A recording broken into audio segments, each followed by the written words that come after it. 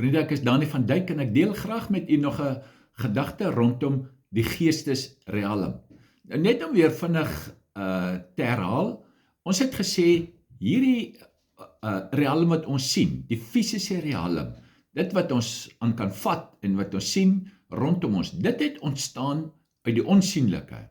Die onsienlike is die realm met krag, dis die ewige, daar's geen einde aan dit nie. Hierdie wat ons sien, daar is 'n einde aan, kom 'n einde, en hierdie realm het mislukking en neerlaag en teleurstelling en tekorte en wat ons misken. Goed, so. Nou sê ons is gees, siel en liggaam. So ons is eintlik gees. Omdat ons gees is, kan ons kontak maak met die geestesrealm. Ons het gesê, daar's 'n donker kant, dis die duiwel met sy demoniese magte, dis die donker kant van die geestesrealm, en dan's daar die ligkant.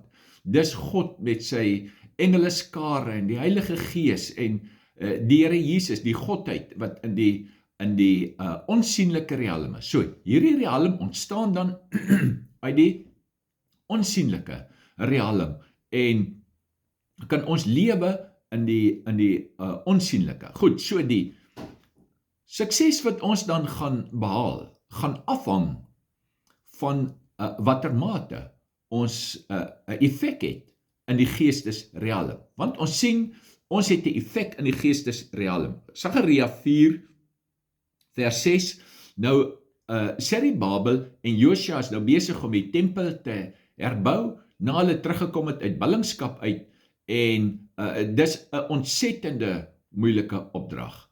Nou, as ons nou na Gai 2 lees, dan sien ons, God sê vir hulle, my gees sal in julle midde bestendig wees. So met ander woorde, die Heilige Gees is saam met Serubabel en met Josua, terwyl hulle die tempel herbou. Want Sagaria 4 vers 6 sê, nie deur krag of deur geweld nie, maar deur my gees, sê die Here van die leerskare.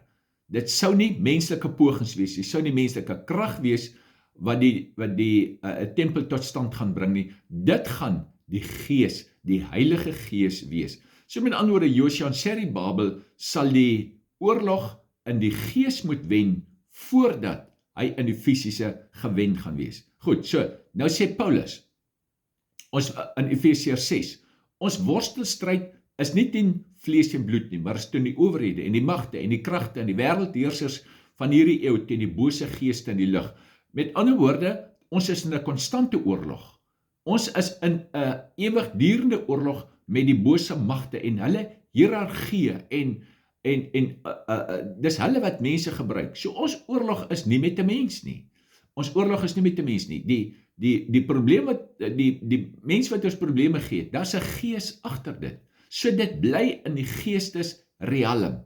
Jy gaan die oorlog in die geestesrealm wen of jy gaan hom verloor. Een van die twee.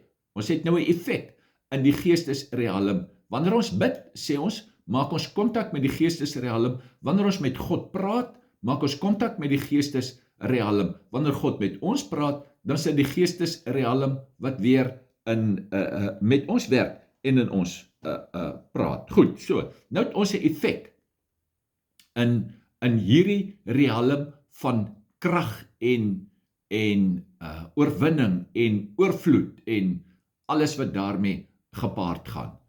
Nou is daar dinge wat in ons voordeel tel. Baie dinge wat in ons voordeel tel in die geestesrealm, waarop ons bedag moet wees, waarop ons lewe moet rig. En die eerste is, Jesus is ons groot hoëpriester in die hemel. Sit aan die regterhand van die Vader, en hy tree dag vir dag vir ons in. Hy is ons hemelse advokaat, wat vir ons intree. So, in hierdie geestesrealm, het ons iemand, wat vir ons praat.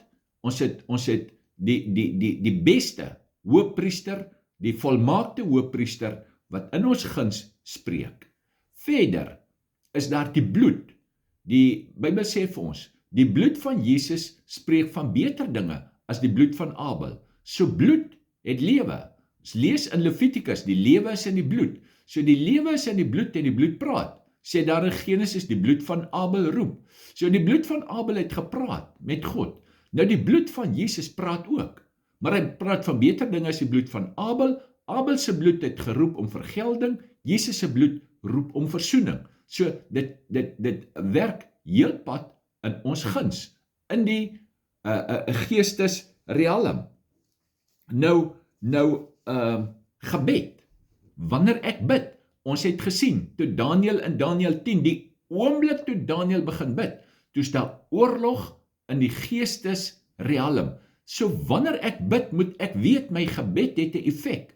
My gebed het 'n effek as ek met God kontak maak, het dit 'n geweldige effek in die geestesrealm. Die effek wat dit het, is baie, baie groter as wat ons miskien dink. Onthou, ons ag ons eie gebede baie gering, baie keer. Maar dit het 'n enorme effek. So, dit tel in ons guns. Die feit dat ons kan bid, tel in ons guns. Die feit dat ons God kan aanbid, dit tel in ons guns in die geestesrealm. Dan is daar die engele. Psalm 91 sê, God sal sy engele aangaande ons die opdrag gee om ons te bewaar, al ons weë, sodat ons voet in geen klip sal stamp nie. Hebreërs 1 vers 14 sê, die engele is dienende geeste wat uitgestuur is vir dienswerk aan die heiliges. So ons moet weet, daar's 'n engeleskare, en ons het dit ook gesien, daar in 2 Konings 6, toe Elisa op die berg gesit het, en die dienaar bevrees geword het, sien ons rondom hulle, was waans met vuur en perde, en oral rondom hulle, tot so mate hulle die Arameërse weermag niks kon uitrig. Hulle kon niks uitrig nie. Daar was 'n stadium toe die leers vir Jerusalem omsingel het, en menslik gesproke was dit verby met Jerusalem.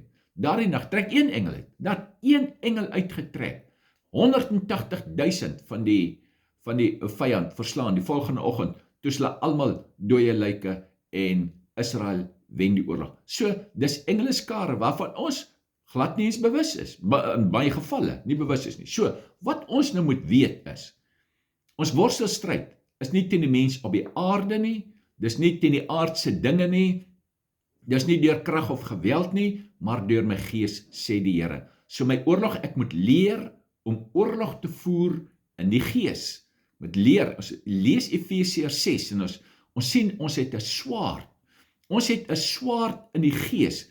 Die swaard in die gees is die woord wat ons het 'n helm van verlossing, ons het 'n skild van die geloof. So ons het geestelike wapens, sê in 2 Korintiërs 10, hy sê ons kan vestings neerwerp in die gees. So in die gees word daar vestings opgerig teen ons, en ons het wapens wat kragtig is om daardie vestings neer te werp. As Jesus die dag terugkom aarde toe, gaan hy die leers verslaan met die swaard wat uit sy mond uitgaan. Efesiërs 6 sê, die swaard van die gees, dis die woord. So met ander woorde, wanneer ek die woord van God quoteer, wanneer ek die woord van God bid, dan is dit 'n swaard wat in die gees is, waarmee ek vestings kan neerwerp, waarmee ek kan vernietig. So baie van die wapens is vir verdediging, die swaard is vir aanval. So ek kan aanval met die swaard van die gees, dis die woord van God wat uit my mond uitgaan. Ons sê, dit wat ek sê, die woorde wat ek spreek, het 'n effek in die geestesrealm, positief of negatief. Dit kan beide kante toe gaan, maar dit het 'n effek in die geestesrealm. So die Here het vir ons uit alles, vir ons in ons guns gegee, om in hierdie geestesrealm die groot oorwinning, ons sit in die hemel, aan die regterhand van die Vader, in Christus, sit ons, daar is ons geposisioneer. So ons is geposisioneer in die posisie van gesag en autoriteit, sê die woord van die Here vir ons. En moet ons daarvan deeglik bewus word. So elke dag, wanneer ons gaan ons uit om te wandel met die Heilige Gees, om met die Heilige Gees te praat. Hy werk in ons praat met hom, en ons wandel met hom. En hy leer ons, en hy onderrig ons. En so hou ons kontak gedurig deur met die geestesrealm, waarin God lewe in krag in ons guns. En die Here seën u baie, baie ryklik, dat u bewus sal wees, intens bewus, elke dag, wanneer u uitgaan, dat jy gaan as die oorwinnaar en die effek wat jy het in die geestesrealm. En die Here seën elke een van u baie ryklik in elke opsig, elke deel van u lewe.